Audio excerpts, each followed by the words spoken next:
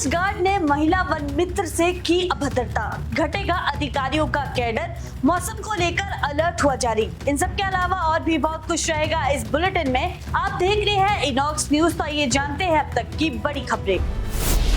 विधानसभा चुनाव के लिए विपक्षी दल भाजपा ने आगामी चुनावों को लेकर प्रदेश भर में बड़ा सर्वे शुरू किया है। फोन कॉल के जरिए आम मतदाताओं, पार्टी कार्यकर्ताओं और स्थानीय लोगों से संभावित दावेदारों को लेकर राय ली जा रही है। सर्वे में नेताओं की लोकप्रियता, जनता के बीच उनकी पकड़ और स्थानीय मुद्दों को भी परखा जा रहा है। साथ ही कांग्रेस सरकार के कामकाज को लेकर भी लोगों का फीडबैक लिया जा रहा है। माना जा रहा है कि भाजपा इसी आधार पर अपनी चुनावी रणनीति और टिकट वितरण की तैयारी में जुटी हुई है।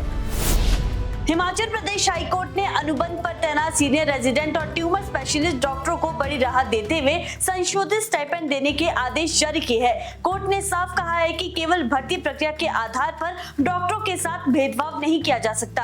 अदालत ने राज्य सरकार को निर्देश दिए है कि अनुबंध पर कार्यरत डॉक्टरों को भी 10 अप्रैल 2025 से 1 लाख रुपए प्रति माह संशोधित स्टाइपेंड दिया जाए। ये मामला नेरचौक मेडिकल कॉलेज में कार्यरत सीनियर रेजिडेंट और ट्यूमर स्पेशलिस्ट डॉक्टरों से जुड़ा था, जिन्हें सरकार ने बढ़े हुए स्टाइपेंड का लाभ देने से इनकार कर दिया था।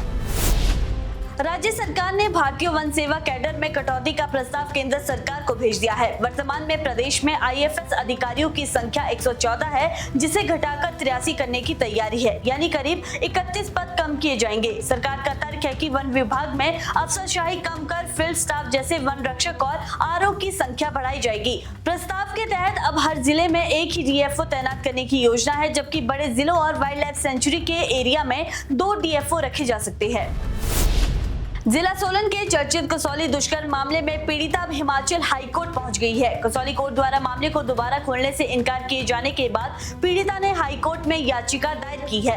हाईकोर्ट ने मामले पर प्रारंभिक सुनवाई करते हुए निचली अदालत से केस से जुड़े सभी रिकॉर्ड और दस्तावेज तलब किए हैं और तथा राज्य सरकार को नोटिस जारी किया है।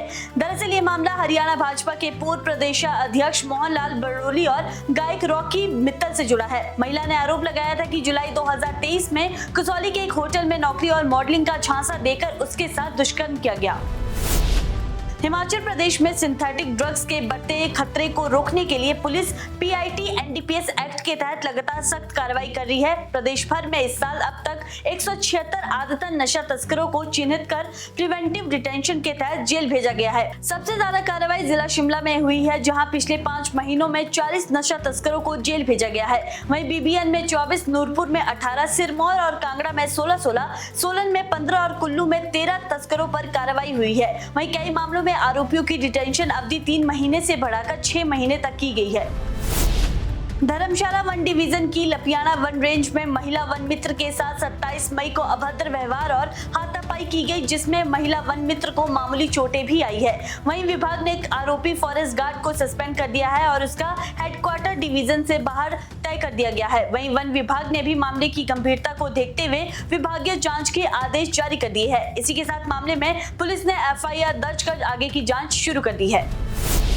हिमाचल में मौसम ने अचानक करवट ले ली है। एक और जहां लोगों को भीषण गर्मी से राहत मिली है, वहीं दूसरी ओर बागवानों की चिंता बढ़ गई है।